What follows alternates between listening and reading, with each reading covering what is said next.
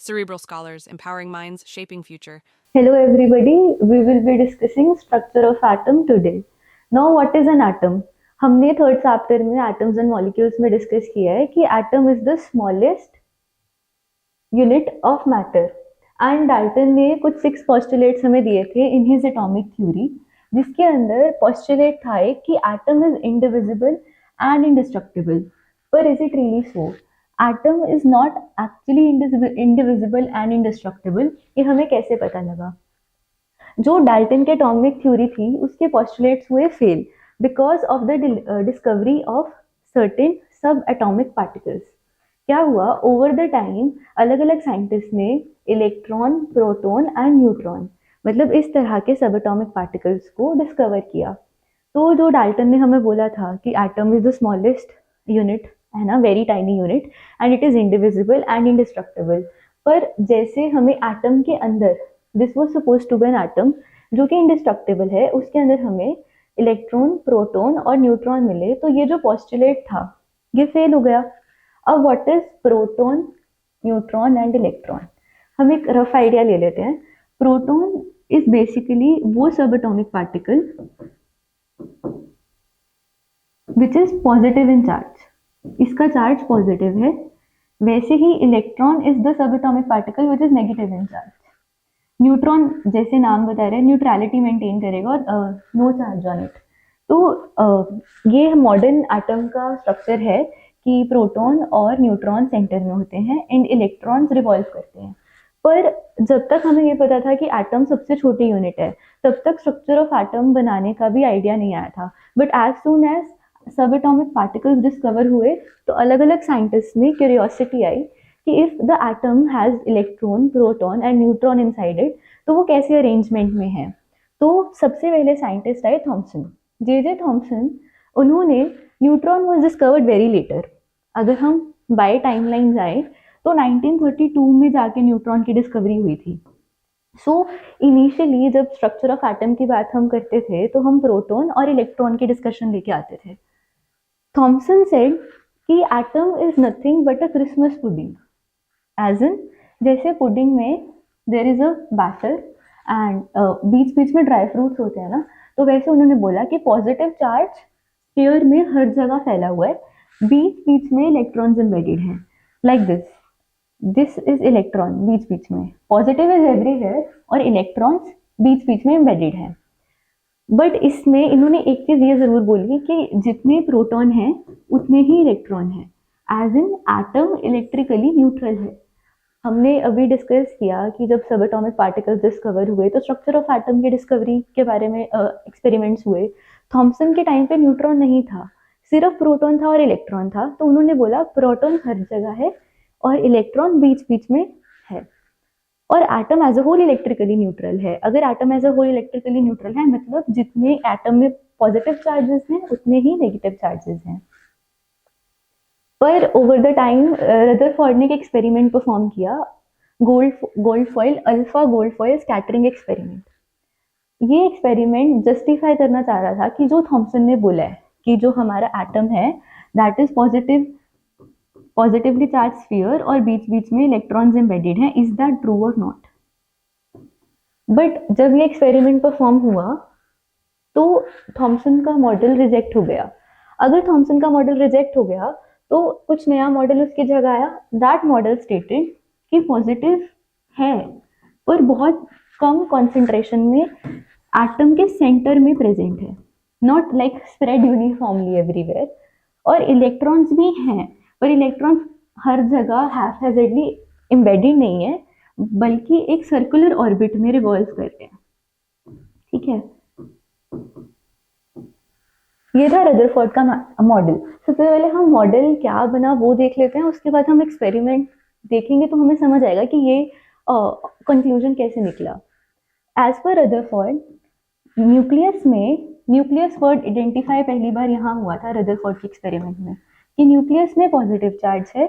और ये बात याद रखनी है कि proton and electron they both have the same charges. That for example अगर इसका चार्ज +2 है, 2 प्रोटॉन्स हैं और 2 इलेक्ट्रॉन्स है तो इसका -2 है. But proton is 2000 times heavier मतलब फॉर एग्जांपल अगर हम यहाँ एक प्रोटॉन रख रहे हैं और यहाँ एक इलेक्ट्रॉन रख रहे हैं तो इसका मास निग्लिजिबल है। तो अगर सारे प्रोटॉन्स एटम के सेंटर में है, दैट मीन्स कि सारा मास, रफली सारा मास एटम के सेंटर में है, और इस सेंटर को हमने क्या बोला, न्यूक्लियस। ये भी हम आगे डिस्कस करेंगे न्यूक्लियस के बारे में। बेसिकली ये पता होना चाहिए कि प्रोटॉन और इलेक्ट्रॉन का चार्ज सेम होता है, पर प्रोटॉन 2000 टाइम्स हैवियर होता है। उसके बाद रदरफोर्ड ने पहली पॉइंट क्या बोला, न्यूक्लियस होता है। दूसरा उन्होंने बोला कि मास of atom resides in nucleus. जो मास ऑफ एटम है इट इज इन न्यूक्लियस, क्योंकि सारे प्रोटॉन्स वहां हैं और electrons revolve around the nucleus. ठीक है। Next is the size of nucleus is 10⁵ times less. मतलब जैसे इसके अंदर न्यूक्लियस नहीं था, कोई साइज की डिस्कशन नहीं थी, इन्होंने क्या बोला कि if this is an atom, this is the nucleus, and ये रेडियस इस छोटे वाले रेडियस से 10⁵, दैट मीन्स इतना बड़ा है। तो इससे हमें क्या समझ आता है कि न्यूक्लियस बहुत छोटी स्पेस में है, बहुत ज़्यादा कंसेंट्रेटेड है, और न्यूक्लियस में सारे प्रोटॉन्स हैं। ये थे रदरफोर्ड के points about what is the model of atom, और ये पॉइंट्स थॉमसन के मॉडल से बहुत ज़्यादा अलग हैं। तो इन पॉइंट्स पे आने के लिए हमें क्या एक्सपेरिमेंट परफॉर्म किया और क्या कंक्लूजन है। तो पहले हम एक्सपेरिमेंट का सेटअप देखते हैं। एक्सपेरिमेंट का नाम क्या है, fast moving alpha particles were made to fall on a thin gold foil. हमने एक्सपेरिमेंट से निकालना है क्या, स्ट्रक्चर ऑफ एटम। एटम किसका, in this case gold. Gold एक मेटल है, तो गोल्ड मेटल का जो हमने एलिमेंट लिया, जो गोल्ड मेटल का जो हमने एटम लिया, सॉरी, उसका हमने स्ट्रक्चर आइडेंटिफाई करना है। कैसे करना है, via fast moving alpha particles. What are alpha particles, helium, you know, hydrogen, helium. Helium एक एलिमेंट है हमारे पीरियोडिक टेबल में, उसके जो आयन्स हैं उनका double charge, for example helium 2 positive, doubly charge helium ions, इनका हमने, इसको हम अल्फा पार्टिकल बोलते हैं, जिनका मास 4u है। इतनी डिटेल इंपॉर्टेंट नहीं है, for the time being you know alpha particles हमने फॉल करवाए on a thin gold foil. अब हमने गोल्ड क्यों चूज किया, बिकॉज हमने एक एटम का स्ट्रक्चर देखना है। अगर ये गोल्ड फॉइल थिन है, दैट मीन्स जो एक अल्फा रे पास करी है वो रफली एक ही एटम से पास करी है। In a way, for example this gold foil is this thin, तो यहाँ से जब अल्फा रेस पास करेगी तो there is single atom here in its path. अगर ये थिक होती तो may be 3 to 4 layers of atom से वो पास करके जाती। इसीलिए हमने गोल्ड को चूज किया, because gold is malleable. Metals की प्रॉपर्टी होती है, या तो मेटल डक्टाइल होता है या मैलिएबल होता है, मतलब दोनों होते हैं, डक्टाइल और मैलिएबल। मैलिएबल का मतलब क्या है, किसी भी मेटल को हम कितनी थिन शीट्स में बना सकते हैं। तो अगर हम गोल्ड को थिन शीट्स में बना पा रहे थे तभी हमने गोल्ड को यूज किया। ठीक है। More over it is chemically inert, तो जो ये हम अल्फा पार्टिकल्स दे रहे हैं, रेस फॉल करा रहे हैं, उससे कुछ रिएक्शन नहीं होगा। ठीक है। This was the setup. Setup में अल्फा पार्टिकल्स को स्प्रेड कराया ऑन द गोल्ड फॉइल। अब अगर ये रेस पास करी है तो हमें कैसे पता लगेगा कि रेस पास करी है या रिफ्लेक्ट हुई है। हमने एक फ्लोरेसेंट स्क्रीन लगाई जिसको हम बोलते हैं जिंक सल्फाइड। जिंक सल्फाइड की जो स्क्रीन थी, वेनेवर जो रेस पास करी थी गोल्ड फॉइल से, अगर पास करी थी तो उस पर जा रही थी, और वहां पे एक ल्यूमिनिसेंस या एक ब्राइटनेस शो हो रही थी हमें। तो हमें पता लगा कि रेस जो है वो पास कर गई हैं। अगर हमने एक्सपेरिमेंट में हमारे ऑब्जर्वेशंस क्या होने चाहिए थे, हमने बोला था कि मॉडल ऑफ एटम है थॉमसन मॉडल, तो अगर रेस जाएंगी, अल्फा रेस कैसी है, पॉजिटिव रेस, तो पॉजिटिव तो हर जगह स्प्रेड है। दिस वाज सपोज ना कि यहाँ पे एक एटम है, यहाँ पे हमने पॉजिटिव रेस भेजी है, पॉजिटिव हर जगह है, तो वो रिपेल हो जाएंगी। बट बहुत सारी रेस पास कर गई। दैट मीन्स कि जो हमारा थॉमसन का मॉडल हमने बनाया था, ये एक्सपेक्टेशंस थी कि इससे अल्फा पार्टिकल्स स्कैटर करके रिपेल हो जाएंगे, पर रिजल्ट्स बहुत अनएक्सपेक्टेड थे। इतने अनएक्सपेक्टेड थे कि उन्होंने बोला it was believe that alpha particles would be deflected. Why they would be deflected? Because alpha particles are positively charged particles, and Thomson model stated कि positive हर जगह है, uniformly spread in the sphere, और alpha particles heavier थे proton से। Protons कहाँ पे थे, atom के अंदर, कहाँ पे, यूनिफॉर्मली स्प्रेड।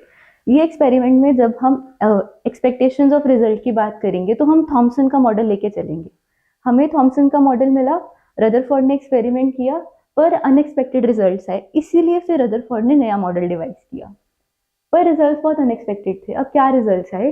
रिजल्ट्स में ये था कि most of the alpha particles they went straight through the foil. For example, इतने सारे अल्फा पार्टिकल्स हैं, वो सीधे सीधे चले गए। They were suppose to deflect. Why they were suppose to deflect? I repeat, because Thomson ने बोला था यूनिफॉर्मली चार्ज स्फीयर है, हर जगह पॉजिटिव है, so they were supposed to deflect, but maximum particles they were undeflected.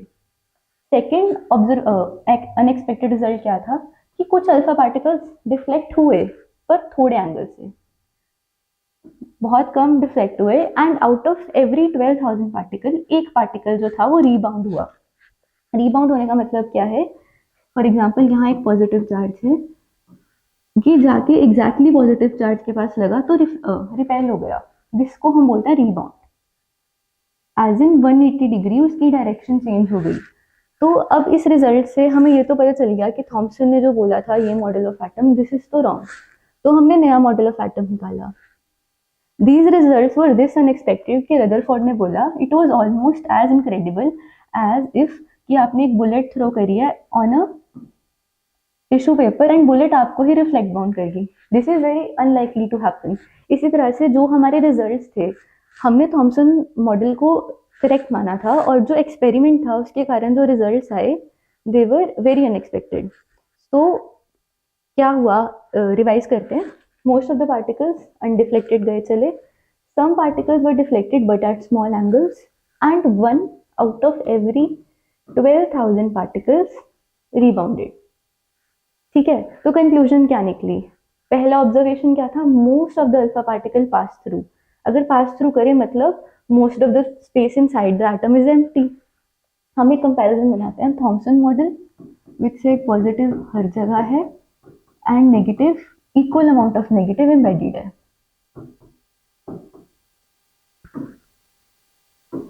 ये हमारा new model of atom है।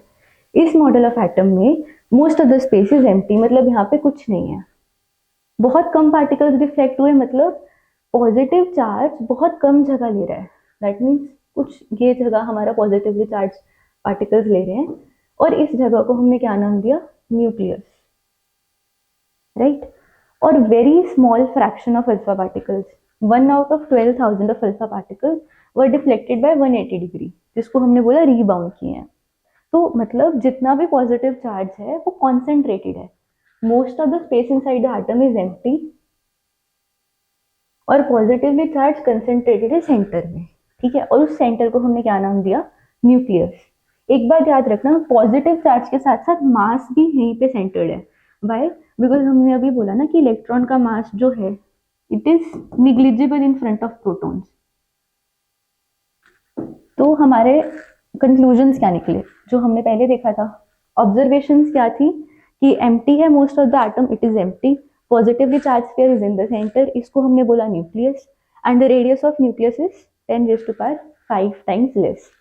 मैंने पहले तुम्हें Thomson's of model of atom बताया, then Rutherford model of atom. अब तुम्हें बाय एक्सपेरिमेंट हर ऑब्जर्वेशन और कंक्लूजन क्लियर हो जाएगा कि क्यों मॉडल ऑफ एटम थॉमसन से यहाँ आया। बट एक चीज बहुत इंपॉर्टेंट है, इन्होंने बोला electrons revolve around in circular paths. Every word of the theory of model of atom is important. Being in circular path means कि जो इलेक्ट्रॉन्स हैं वो रिवॉल्व करें on a circular orbit, and this was the mistake by Rutherford. उन्होंने बोला कि electron है वो सर्कुलर पाथ में पॉजिटिवली चार्ज के पास रिवॉल्व कर रहा है। अगर आप फिजिक्स जानते हो तो if a particle is moving in a circular orbit it undergoes acceleration. Circular motion में हमने पढ़ा है कि अगर एक पार्टिकल, ये है एक पार्टिकल, ये मूव कर रहा है तो एक इनसाइड एक फोर्स पुल करती है इसको to move in a circle. और फोर्स क्या होता है? Mass into acceleration. तो when a particle in a circular orbit move करता है तो इट अंडरगोज एक्सेलरेशन। अगर ये एक्सेलरेशन अंडरगो कर रहा है तो जैसे जैसे ये मूव करेगा, since it has charge, it would radiate energy. एक इलेक्ट्रॉन है, इसके पास चार्ज है, इसके पास एक्सेलरेशन है, तो when it revolves it will radiate energy, और एनर्जी रेडिएट करते करते it will fall in the centre. मतलब जो रिवॉल्विंग इलेक्ट्रॉन है वो जैसे जैसे मूव करेगा वो एनर्जी लूज करता जाएगा और न्यूक्लियस के पास आ जाएगा। अब न्यूक्लियस के पास क्यों आएगा? This is a positive charge, this is a negative charge. यहाँ जो फोर्स लग रही है उसको हम क्या बोलेंगे? Electrostatic force. मतलब unlike charges attract each other. तो जब इलेक्ट्रॉन मूव कर रहा है, साथ साथ एनर्जी लूज कर रहा है और पॉजिटिव चार्ज उसको अपनी तरफ बुला रहा है, तो eventually it will spiral down. तो रदरफोर्ड का बाकी सारा मॉडल ठीक था, पर जहां उन्होंने ये वर्ड यूज किया कि orbits are circular, electrons revolve around in circular path, that is wrong. Because अगर इलेक्ट्रॉन सर्कुलर पाथ में है तो फिजिक्स से whenever a particle moves in a circle it undergoes acceleration, and if it is undergoing acceleration and it has charge, so it would radiate energy। और since nucleus इसको already attract कर रहा है अपनी तरफ, तो energy radiate हो के it will fall into the centre. तो अगर सेंटर में फॉल हो गया, why this is such a big problem? हमने बोला था कि atom is the tiniest division of a matter. मतलब मैटर को हम जितना ज्यादा डिवाइड करते जाएंगे वो एटम बनेगा, और मैटर स्टेबल है, इट एग्जिस्ट। तो अगर ऐसा है कि पॉजिटिव यहाँ है चार्ज एंड नेगेटिव भी यहीं आ गया, तो एटम तो अनस्टेबल हो गया ना। तो जो स्ट्रक्चर ऑफ एटम हम डिवाइस करने की कोशिश कर रहे हैं वो तो हाईली फ्लॉड हो गया, बिकॉज इलेक्ट्रॉन न्यूक्लियस के पास आ गया स्पाइरल ऑफ करके। तो इस प्रॉब्लम को खत्म करने के लिए then came the scientist Niels Bohr. Bohr ने बोला everything about the atom you told was right. हम रिवाइज करते हैं, रदरफोर्ड ने बोला क्या था। एक उन्होंने बोला था कि पॉजिटिवली चार्ज सेंटर है, उसको हम बोलते हैं nucleus, electrons revolve in circular orbits and most of the space inside the atom is empty. ये तीन बातें बोली थी बोहर ने। एंड क्या बोला, सॉरी रदरफोर्ड ने एंड क्या बोला था? न्यूक्लियस का radius is 10⁵ times less. Bohr ने क्या बोला? Everything you say is right, just that the orbits are discrete orbits, they are not circular orbits. तो इलेक्ट्रॉन रिवॉल्व कर रहे हैं no doubt around the nucleus, but this orbit is not circular orbit, this is a special discrete orbit, unique orbit है। और इस orbit की shape में जब इलेक्ट्रॉन्स रिवॉल्व करते हैं दे डू नॉट रेडिएट एनर्जी। तो अगर इलेक्ट्रॉन्स एनर्जी रेडिएट नहीं कर रहे तो इलेक्ट्रॉन स्पाइरल नहीं हो रहे। अगर इलेक्ट्रॉन स्पाइरल नहीं हो रहे तो द एटम का जो ये स्ट्रक्चर है it is very stable. We have to recall Thomson said कि पॉजिटिवली चार्ज स्फीयर है, बीच में इलेक्ट्रॉन्स एम्बेडेड है। रदरफोर्ड सेड कि न्यूक्लियस है, न्यूक्लियस के अंदर मास ऑफ एटम है, electrons revolve in circular orbits. पर बोहर से कि everything is right but the orbits are not circular, they are discrete, moreover they do not radiate energy, electrons do not radiate energy. ये हो गया Bohr का model. एक confusion आ सकती है कि जब हमने सब एटॉमिक पार्टिकल्स बोले थे तो हमने प्रोटॉन बोला था और इलेक्ट्रॉन बोला था, वेयर इज न्यूट्रॉन?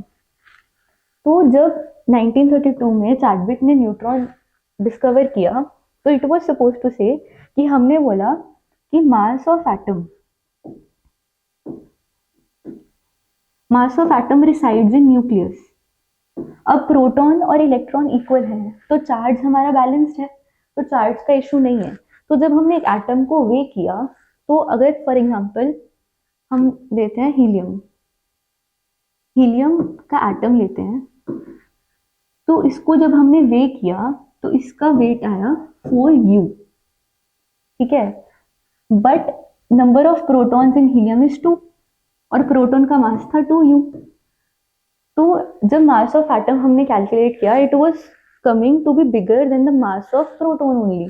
तो हमें पता चला कि कुछ और भी मास को ऐड ऑन कर रहा है, दैट इज न्यूट्रॉन। तो न्यूट्रॉन हमने सपोज किया कि वो प्रोटॉन्स के साथ न्यूक्लियस के अंदर स्टे करते हैं। सिंस न्यूट्रॉन्स का कोई चार्ज नहीं है तो इलेक्ट्रिकल न्यूट्रलिटी भी मेंटेन है। न्यूट्रॉन्स और प्रोटॉन्स का मास है, इलेक्ट्रॉन्स का भी मास है, but the mass is very negligible. So this was all about the model of atom and Bohr का atomic model is the modern model.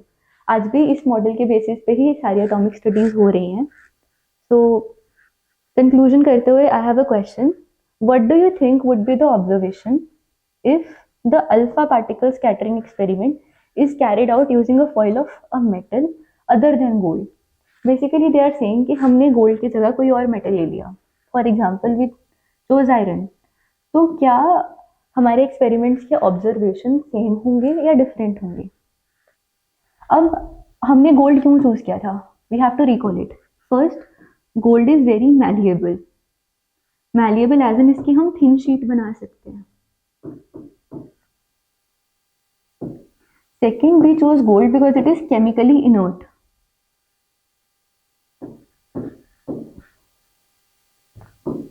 सो अगर हम कोई और मेटल लेंगे, वुड यू थिंक कि एटम का स्ट्रक्चर कुछ और निकलेगा? एटम का structure would be same, observations रफली सेम ही आएंगी, पर एक्सपेरिमेंट बहुत डिफिकल्ट हो जाएगा कंडक्ट करने के लिए, बिकॉज अगर हम थिन शीट नहीं बना पाए, फॉर एग्जाम्पल आयरन की थिन शीट नहीं बना पाए, तो अल्फा रेज काफी सारे एटम्स को पास करके इन 3D 2 to 3 layers of atoms को पास करके डिफ्लेक्ट होती, तो ऑब्जर्वेशंस बहुत मुश्किल से आती, पर इवेंचुअली स्ट्रक्चर ऑफ एटम तो वही रहता। जो हमने रदरफोर्ड के मॉडल से एटम का स्ट्रक्चर डिवाइस किया, वो सिर्फ गोल्ड का एटम का नहीं किया, इन जनरल एटम का स्ट्रक्चर डिवाइस किया। सो द क्वेश्चन इज कि ऑब्जर्वेशन सेम रहेंगी पर एक्सपेरिमेंट वुड बी डिफिकल्ट, इसीलिए हमने गोल्ड को प्रेफर किया।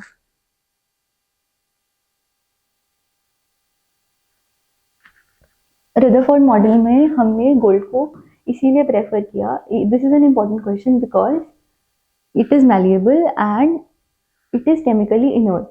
So basically this was all about structure of atom. जो timeline है that is very important. In this timeline we have to know कि कब कैनाल रेज की डिस्कवरी हुई। Initially canal rays positively charge rays थी जो एक एक्सपेरिमेंट से डिस्कवर हुई थी, फिर कैथोड रेज हुई थी, and then electron, proton and neutron discover हुए थे। फिर इसी टाइमलाइन के साथ साथ पैरेलली स्ट्रक्चर ऑफ एटम हमने बनाया था। So this was all about various structure of atom. We will continue the chapter next time. Thank you.